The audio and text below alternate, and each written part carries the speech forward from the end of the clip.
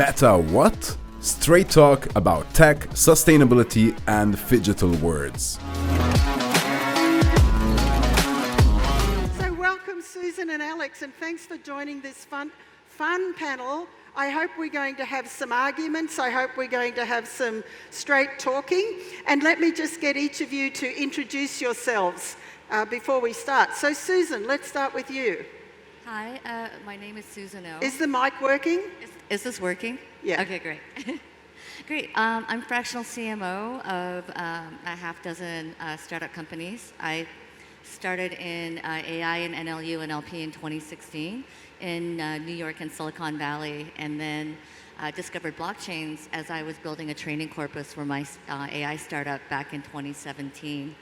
And so now I'm advisor to Kryptic, which is a AR and VR enabled non-custodial wallet, and work with 2 AI labs, one in Miami and one out of Kenya, and advise a half dozen companies. And she's the first one to call bull SH1T if there's something that she sees that's not correct. So Alex, how about you? Very good. Lovely to be here today. Thank you for hosting us. I've checkered career with 10 years as a diplomat for the British government, given me some very particular insights on the world and where I operated, in particular the Middle East, where I've been since 2006, and then 10 years or so as a banker with HSBC, working very closely with the capital markets on developing and attracting FDI and investment. But climate change and sustainability has been a personal passion of mine since childhood. And this is an area that I'm now focusing on with companies and clients that we advise from a Swiss-based platform. Well, welcome both of you, and thanks for joining the panel. So the first question that I want to ask you, the panels leading up to this is Tech for Sustainability. And we've had a whole series of believers, including me, telling the audience that tech is going to really be able to accelerate sustainability. So my first question is to both of you, are we kidding ourselves? Can tech really accelerate sustainability? And give us some examples. I spent the last 18 months building out a microeconomy based on, in the real world, rainforest, about 200,000 hectares, which is a collective of 247 farms in Costa Rica. About 6 months ago, we put nodes and sensors into the rainforest and combine them with existing online programs for stewarding childhood education on how to become a citizen scientist, looking at just taking pictures, collecting data. And in this way, if it's collateralized, along with other technical partners looking at spectral satellite data and looking at carbon sequestration, not just from trees, high quality trees, but also from the water, the soil, and living beings, we've been able to create a new delta attached to games and a game logic that will generate $6 to $10 million a year, which will then go towards feeding every man, woman, and child who live along the perimeter of these forests and show them a way to make a living where they'll make much more than if they had poached elephants or farmed. And so that's an aspect of sustainability that's always been very important to me, as you know, because I've been working on financial inclusion models and in tech since 2016. Thanks. Thanks, amazing. So Alex, what's your perspective on whether we're kidding ourselves? And tell us how it can be done. I don't think we're kidding ourselves. I think it's spot on. I think if I look back at tech, I've been passionate about it since the 1980s and seen the transition from periods of really research and development to mainstreaming all the tools that we use, both in private sector and in public sector. We're enabled today, humanity generally has everything it needs to be able to run legacy systems that have existed for hundreds of years and obviously accelerated in the last century in a way that is far more efficient and far more immediate. We can track and control and analyze better than we ever were able to before.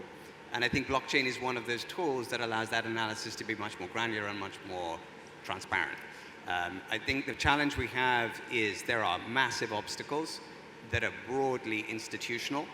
I'm not going to single out any specifics, but I think we know what we're dealing with here. The game players that are out there have vested interests in existing systems. That transition is being pushed down to the average user, the man in the street, man and woman in the street. And we're in a climate now where things have to be pushed back up the chain. I don't think it's down to the individual user alone. People have become addicted to products and solutions that are generated and produced by massive, multinational conglomerates, where constant, the new gadget, the new version of the existing item is the de rigueur. If you haven't got the latest version, which has only been changed in the last 6 months, whereas previously we had a 3 to 4 year change. Do we need so much consumerism in this ecosystem? I was looking at two main factors for a while, which is where you have to have distribution and where you don't need to necessarily have distribution. If you have to, recycle, reuse, regenerate, repurpose. Masdar in Abu Dhabi is a fantastic project. It's been going on for several years now, where you've got the brightest minds from around the world, and they've been looking at creating a zero carbon environment. This is an example that could be transported around the world. Many of their technologies are untapped. They've got ways of storing energy overnight in the bricks of the building that you live in. It doesn't have to be a lithium-based battery. There's so much phenomenal technology out there. We haven't even begun to start using what really makes a difference. I think because most of the investment bodies that are behind this have a vested interest in other materials and other systems that are pre-existing, and they want to use that up before we move to the next generation. Where distribution can be avoided, localize. I'm a firm believer in localizing, and the decentralized approach that borrows across from blockchain is very compatible. It's a question of instrumentalizing local communities more than forcing them to have to go to so-called convenience stores, which are centralized and so on. There's a huge argument around this, but I think in Europe they're beginning to look back at it again now in a way that they weren't over the last decade. So let's go on to then the question. I think we've heard enough today to believe that there's significant ways that blockchain's going to be able to help with sustainability. And yet we really find that the Holy Grail of mass adoption, we're struggling to achieve it. It could be regulation, it could be user experience, it could be education, it could be investment. Tell me what you think are the barriers to this technology really being adopted and taken to scale. You know, it used to be 20 years ago, let's say the World Wide Web, it used to be that a lot of this exponential technologies and wider adoption was funded by big state and propagated by research institutions, the military, and porn, right? And now these days, because there's so many decentralized stations, you don't necessarily, I think the role of big state has actually taken a sidestep. It's mostly private institutions or local communities that are building the solutions that they need at a very accelerated rate. Because in order to test out my premise and build out a test case, I should be able to do that really just with the simple nodes and maybe even email. We're building out a microeconomy in Bali, because the land that a few of my partners own, they don't want to turn it into another like 𝐒𝐭, where it's vastly polluted, raw sewage is being dumped into the waters, much like it is here in Dubai. And it's, the traffic congestion is immense, and they want to keep the character of the village to be Balinese. And so you know, right now there's 3 of us, right? One's putting up the money, one's putting in the sweat equity to actually design it, and the other one is doing the relationships by getting buy-in from local candidates, governors and governments, to give them a cogent plan about this is how we plan to use it. Our test case is the first 9 acres. This is where we're going to have you know, nodes and sensors, and this is the mixed use space appropriations, so that we have space, multi-use spaces for local merchants who want to start a business and don't have any starting capital. We will front them all the costs for the first 2 years for their operating capital, and if they are at 30% or plus net operating profits, then we'll go 50-50 on the net profits for the life of the franchise. Okay, thanks. Alex, what's your perspective? I'm going to pick up on your macro point there, because I think that's the real challenge we have. We're not going to see mass adoption in the way the mainstream understands it, a blockchain, until some clarity comes at a government and institutional level around mass surveillance and big government. So big data, which is data capitalism, and big government and intrusive surveillance. These are issues for many people more so today as they realize the value of their own personal data and their profile. How difficult is it to validate your identity at any one point in time? Curating your identity and everything that exists in the ecosystem of the digital world about yourself is an important part of this, and blockchain is a wonderful way for us to step forward. You can get your university certificates on a chain and immediately identifiable in any jurisdiction in the world. But apparently that's not going to happen because the differences between different jurisdictions is hampering that progress. Why? Because of the surveillance elements that come in between, and other factors as well. It's interesting to hear discussions around the efficiency of blockchain. I think it's an absolute miracle solution for businesses. You look at a company like Maersk Shipping, I think they have something in the region of trillions of transactions a month between items and solutions and then distribution, payments, and so on. They partnered with IBM 7 years ago or so, and they blockchained their entire internal ecosystem. Efficiency went through the roof, losses dropped, corruption was resolved at local levels. It became a tool that was self-evident in the capacity that it can bring. I think for environments at a state level, the taxpayer is going to benefit because governments are going to struggle to have unattributable financing in various different areas with taxpayers' money.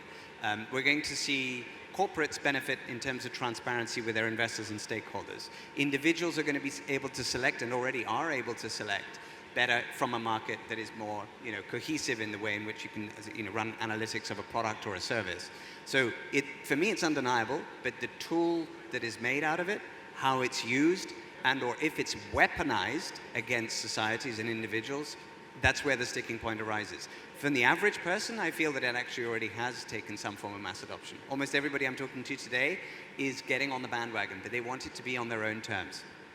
I think your point about transparency in supply chains and the efficiency that can introduce in supply chains is super important. And it makes me think about what we learned during the pandemic, because we've been in this wave of this kind of global system which is highly centralised, and of course the pandemic forced us all into our homes and to lock down in our local areas. So I think it taught us a couple of things, and one was that if we stayed home and didn't travel, then the pollution levels went down and the oceans got cleaner.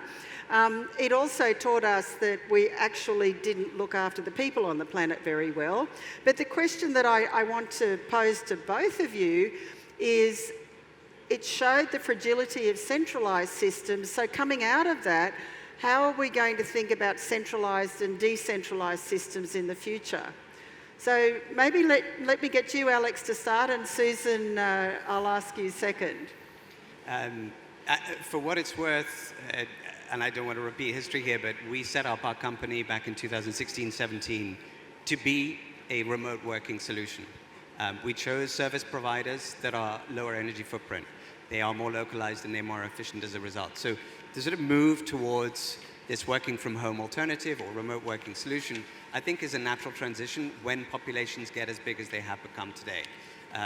The pandemic showed us that it can work, but as you quite rightly identified, the challenge we have is the infrastructure is absolutely not ready for this. Energy supply isn't what it needs to be.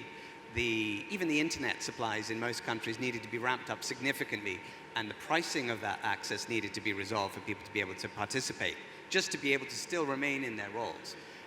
There were so many benefits on the direct impact on the environment, as we saw carbon emissions drop over time, and it was fascinating to see all the geographic statistics around that.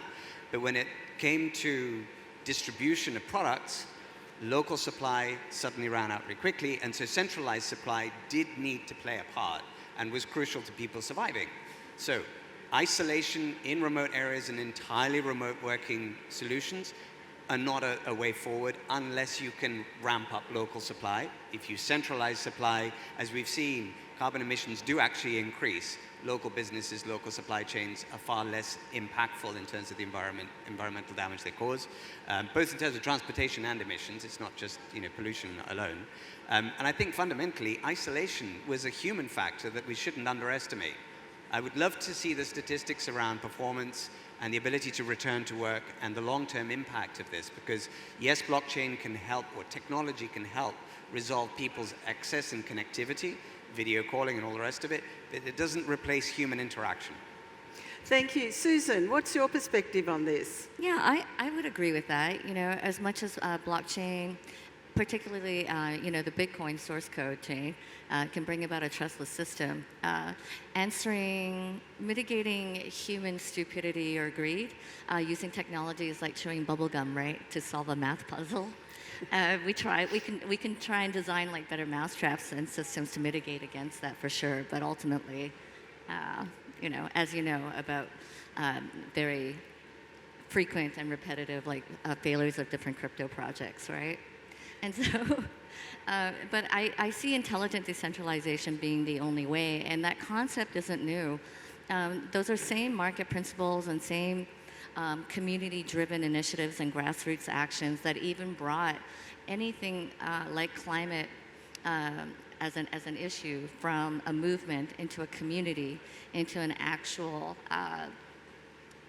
genre, if I say, of activities, of subsets and measurements of economic health. So I see a lot of great hope for it. Even within, blockchain, and when we look at the value of transactions and each of the transactional layers, I see there's a great need for decentralization to make things much more equitable, much more efficient, both by capital efficiency and by energy efficiency. I was thinking about this today. It's like, if we have non-custodial wallets that are able to swap between 50 to 100 different chains, then do we really need an exchange, right? The problem is that a lot of centralized exchanges can be efficient, but at the same time, as we know through like FTX and even some of the activities of Coinbase, that you don't actually really know what's going on in that black box.